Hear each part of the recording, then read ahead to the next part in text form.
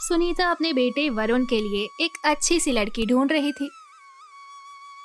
अच्छी सी का मतलब लड़की भी सुंदर और दहेज भी अच्छा। एक दिन उसकी सहेली शिखा उससे मिलने आई। शिखा ने सुनीता को बताया, सुनीता, तेरे बेटे के लिए एक बहुत अच्छी लड़की को जानती हूँ मैं। हमारी ही फैमिली फ्रेंड है, अशोक अग्रवाल। उनकी बेटी वर्षा बहुत सुंदर है और बहुत गुड़ी भी है। वो तुझे और तेरे बेटे को बहुत खुश रखेगी। लेकिन एक समस्या है, वो लोग ज्यादा दहेज नहीं दे पाएंगे।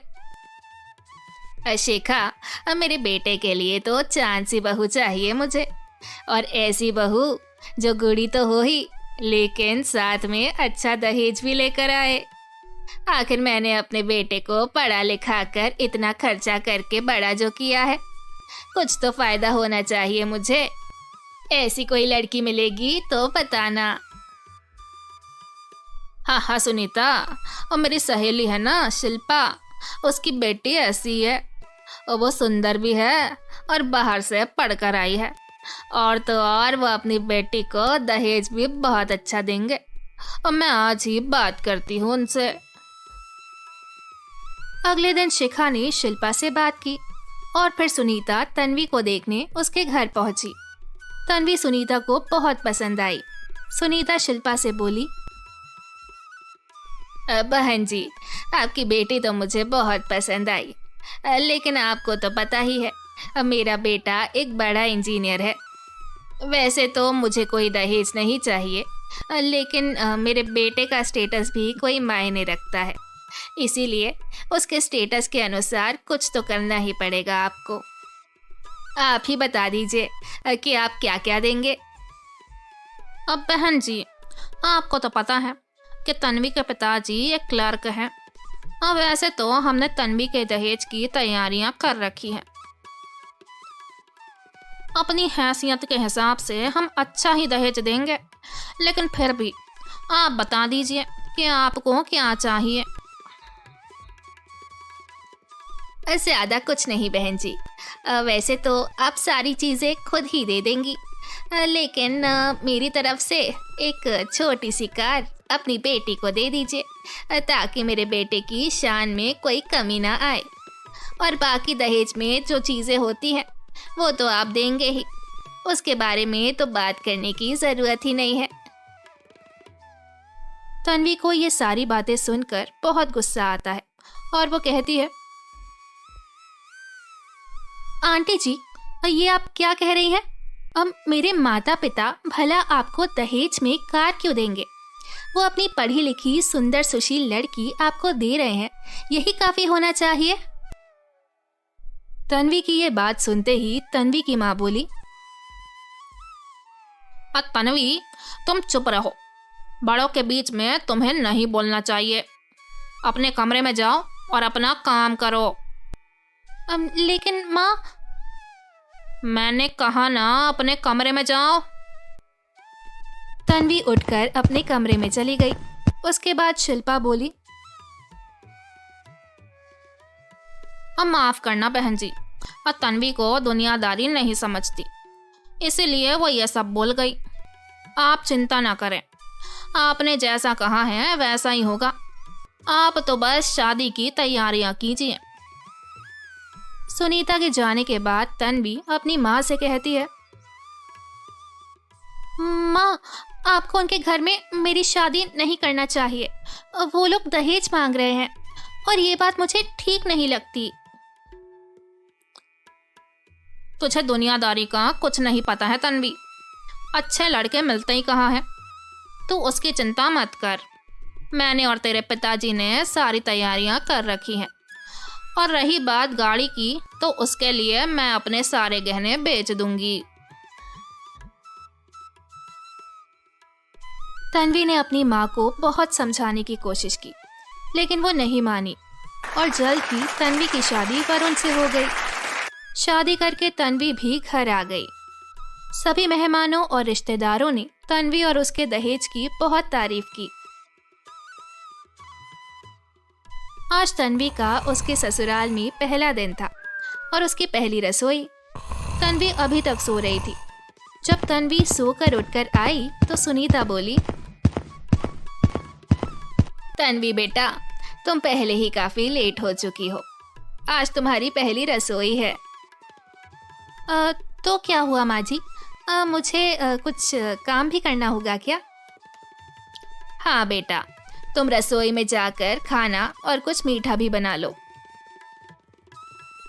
थोड़ी देर में तुम्हारी मुंह दिखाई के लिए मेरे रिश्तेदार आते ही होंगे। ये आप क्या कह रही हैं माँ जी? खाना वाना बनाना मुझे नहीं आता और खाना तो आपको ही बनाना होगा। ये तुम क्या कह रही हो बेटा? खाना तो सभी लड़कियों को बनाना आता है। हाँ माँ जी, आता तो है, लेकिन मेरे माता पिता ने मुझसे कहा था कि बेटा, तुम्हें खाना बनाना सीखने की कोई ज़रूरत नहीं है। हम तुम्हें इतना दहेज देंगे कि तुम्हें काम करने की ज़रूरत ही नहीं पड़ेगी, और इसीलिए मैंने खाना बनाना नहीं सीखा। तो प्लीज़ ना, आप खाना बना लीजिए, मैं अपने कमरे में जाकर तैयार हो जाती हूँ। तन्वी ऐसा कहकर वहां से चली जाती है। तभी वहां पर वरुण आ जाता है। सुनीता वरुण को सारी बात बताती है। ये सुनकर वरुण कहता है, मैं तुम ही तो दहेज वाली बहुत ढूंढ कर लाई हो, अब मैं इसमें क्या ही कर सकता हूँ। बेचारी सुनीता करती भी तो क्या, किचन में जाकर वो सारा खाना बनाती है और मेहमानों के आगे खाना परोस कर कहती है, आप लोग खाना खाइए। देखिए मेरी बहू ने कितनी अलग अलग तरह की चीजें और मिठाइयाँ बनाई है। सभी मेहमान खाना खाते हैं और फिर शालू कहती है, अरे वाह सुनीता, और तेरी बहू ने तो बहुत अच्छा खाना बनाया है। और सचमुच बहुत खुशनसीब है तू, जो तुझे इतनी सुंदर और सुशील बहू मिली है, जो इतना दहेज भी लाई है और इतना काम भी करती है। शालू की बातें सुनकर सभी लोग हंसने लगते हैं।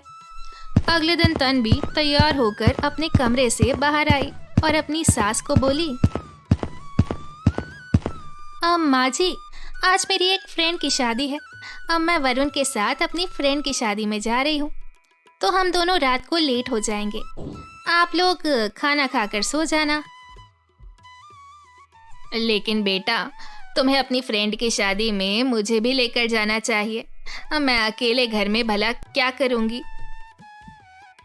ओहो माँ जी, कैसी बातें करती हैं आप? आपकी उम्र हो चुकी है, आप भला हमारे साथ पार्टी में जाकर क्या करेंगी? नहीं नहीं, मुझे आपको ले जाना अच्छा नहीं लगेगा। आप घर पर ही रहिए, हम लोग जाकर आ जाएंगे। और फिर शाम को शालू वरुण के साथ पार्टी में चली जाती है। बेचारी सुनीता घर में अकेली ही रह जाती है। अगले दिन तन्वी की कुछ सहेलियां उससे मिलने घर आती हैं। तभी तन्वी अपनी सास को बुलाकर कहती है, माँ जी, प्लीज़ आप हम सबके लिए ज़रा कॉफ़ी बना दीजिए। बहू, तुम्हारे लिए कॉफ़ी मैं बनाऊं? ये कैसी बात कर रही हो तुम? अपने लिए कॉफ़ी खुद बना लो और अपने दोस्तों के लिए भी।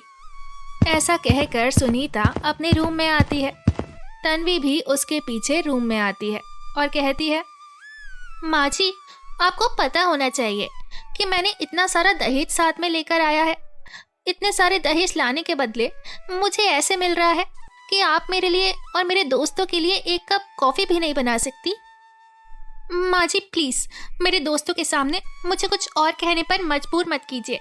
जाइए और हमारे लिए कॉफ़ी बनाकर लाइए। तन्वी ऐसा कहकर वहाँ से चली जाती है। उसके बाद सुनीता उन सभी के लिए कॉफ़ी बनाती है और सभी को देती है। इसी तरह कुछ हफ्ते बीत जाते हैं। एक दिन तन्वी बाहर घूमने गई हुई थी। तभी शिखा सुनीता से मिलने आती है। सुनीता को उदास देखकर शिखा बोली, और क्या बात है सुनीता, और सब कुछ ठीक तो है ना? और तू इतनी अच्छी बहू लेकर आई है और उसके बाद भी इतनी उदास है। क्या बताऊं शिखा, मैंने जैसा तन्वी को समझा था वो वैसी बिल्कुल नहीं है। क्यों? क्या हुआ? क्या बताऊं शिखा, तन्वी को अपने लाए हुए दहेज का बड़ा ही घमंड है। उसका व्यवहार मेरे प्रति अच्छा नहीं है वो मुझसे नौकरों की तरह व्यवहार करती है। ना ही अपने साथ कहीं ले जाती है, ना ही घर में खाना बनाती है, और ना ही मेरे साथ बैठकर बातें करती है। मैंने तो सोचा था कि जब मेरी बहू आएगी तो मेरा अकेलापन दूर हो जाएगा, लेकिन बहू के आने के बाद तो मैं और भी अकेली हो गई हूँ। और बड़ा अफसोस हुआ ये सुनकर। और मैं तो तुझसे बोल ही रही थी कि हमारी फैमिली फ्रेंड अग्रवाल साहब की बेटी वर्षा बहुत अच्छी है, और लेकिन तूने ही कहा कि तुझे तो ऐसी लड़की चाहिए जो अच्छा दहेज भी लेकर आए। और अब तू ही देख कि दहेज लाने वाली लड़की कैसी होती है। आशिका, तू सही कहती है। अब तो मैं दहेज वाली बहू लाकर बहुत पछता रही हूँ। हाँ, लेकिन अब तो कुछ भी नहीं कर सकते। ऐसा कहकर शिखा वहां से चली जाती है। ऐसे ही कुछ दिन बीत जाते हैं। आज तन्वी के मायके वाले आ रहे थे। तन्वी ने अपनी सास को आकर बताया, माँ जी, आज मेरे मायके वाले खाने पर आ रहे हैं। अच्छा, वो तो ठीक है बेटा, लेकिन आज मेरी तबीयत कुछ ठीक नहीं है, इसलिए मैं खाना नहीं बना पाऊंगी।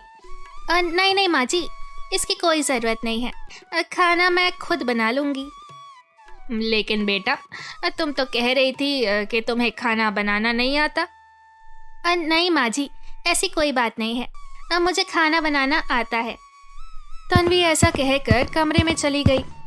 शाम होते ही तन्वी किचन में गई और उसने खाने की सारी तैयारियां की।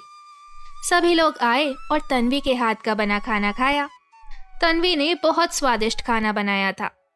सभी लोगों ने तन्वी के खाने की बहुत तारीफ की। उसके बाद जाने से पहले तन्वी की माँ तन्वी के कमरे में आई और बोली, बेटा, तू अपने ससुराल में खुश तो है ना? हाँ माँ, मैं बहुत खुश हूँ। देखो बेटा, अपनी सास को अपनी माँ की तरह समझना, उनकी बहुत इज्जत करना, और हाँ, उनकी सेवा में कोई कमी नहीं करना। अगर कभी उनसे कोई गलती हो जाए तो उन्हें माफ़ कर देना। अब ठीक है माँ। शिखा ऐसा कहकर वहाँ से चली गई।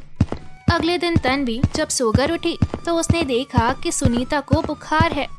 ये देखकर तन्वी बोली, माँ जी, आपको तो बुखार है। ऐसा कीजिए, आप आराम कीजिए, मैं आपके लिए काढ़ा बनाकर लाती हूँ। इसके बाद तन्वी अपनी सास के लिए काढ़ा बनाकर ले आई। फिर तन्वी सुनीता की सेवा में लगातार लगी रही। सुनीता तन्वी को देखकर बहुत हैरान थी। 3-4 दिनों बाद सुनीता की तबीयत बिल्कुल ठीक हो गई। उसके बाद उसने तन्वी से पूछा, तन्वी, मुझे तुमसे एक बात पूछनी है। तुमने मुझसे कहा था कि तुम्हें खाना बनाना नहीं आता, लेकिन तुम तो बहुत अच्छा खाना बनाती हो, और तुम्हें देखकर तो मुझे कभी नहीं लगा था कि तुम मेरी सेवा भी कर सकती हो। मुझे तुम्हारे 2 रूप समझ में नहीं आए। अब माँ जी, आप जो अभी देख रही हैं यही मेरा सही रूप है। अब वो तो आपने मेरे घर वालों से दहेज लिया था, जिसकी वजह से मेरे माता पिता को बहुत परेशानियाँ झेलनी पड़ी और कर्ज भी लेना पड़ा। इसीलिए मैं आपको ये बताना चाहती थी कि दहेज ज़रूरी नहीं होता, बल्कि एक अच्छी बहू ज़रूरी होती है। सुनीता को तन्वी की बात बिल्कुल सही लगी और उसे अपनी गलती का एहसास भी हुआ। सुनीता ने तन्वी से माफ़ी मांगी और फिर सभी लोग साथ साथ खुशी से मिलकर रहने लगे।